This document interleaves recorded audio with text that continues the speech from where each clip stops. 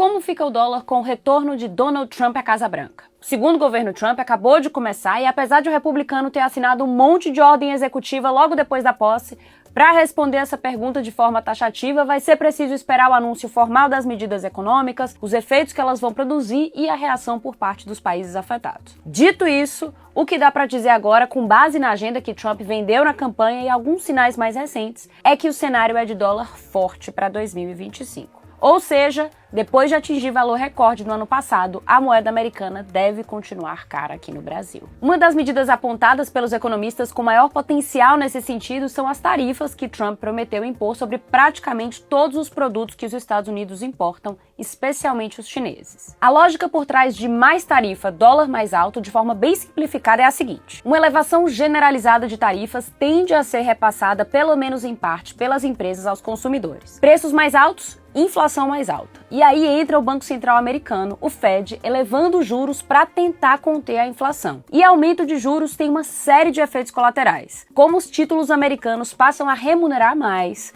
os investidores tendem a deixar mercados considerados menos seguros, como o Brasil, e migram para os Estados Unidos, em um movimento que fortalece o dólar. Aproveitando para lembrar que a cotação de uma moeda em relação a outra é resultado de uma combinação de diversos fatores internos e externos. No último ano, por exemplo, a política de gastos públicos do governo Lula foi apontada como um dos fatores que contribuíram para a saída de investidores do país e desvalorização do real. Ainda não se sabe exatamente como vai ser o tarifaço do Trump, mas houve um sinal importante na semana passada na audiência de confirmação do indicado para secretário do Tesouro, Scott Bessent, um gestor de fundos veterano do mercado financeiro. Na sabatina, Bessent, que vai ser responsável por implementar a política econômica dos Estados Unidos, reforçou que deve adotar uma política tarifária mais agressiva, ao que o dólar aqui reagiu registrando alta. Outro nome-chave é Howard Lutnick, indicado para secretário do Comércio, um cargo com influência direta na política industrial e tarifária. Lutnick é outro bilionário veterano de Wall Street e conhecido por ser entusiasta do tarifaço. Ele ainda precisa passar pela sabatina do Senado e existe uma expectativa grande sobre como ele vai responder aos questionamentos dos parlamentares. Aqui ele ao lado de Trump, quando falava justamente sobre o assunto e sobre o Brasil. India charges a lot, Brazil charges a lot.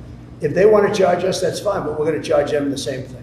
Falando nisso, olhando para as tarifas propriamente ditas, o impacto sobre o Brasil ainda é difícil de prever. De um lado, tem gente que acha que o país não é alvo preferencial porque não tem acordo de livre comércio com os Estados Unidos e tem déficit na balança comercial com o país. Ou seja, compra mais produtos dos americanos do que vende para eles. Por outro lado, o Brasil é membro dos BRICS, bloco que Trump ameaçou com tarifas de 100%, caso apoiem qualquer iniciativa de uso de moedas alternativas ao dólar. Não existe plano de adotar uma moeda única entre os membros dos BRICS, mas os países do bloco têm criado instrumentos para fazer transações comerciais em moeda chinesa e o Banco dos BRICS tem concedido empréstimos em moedas alternativas ao dólar.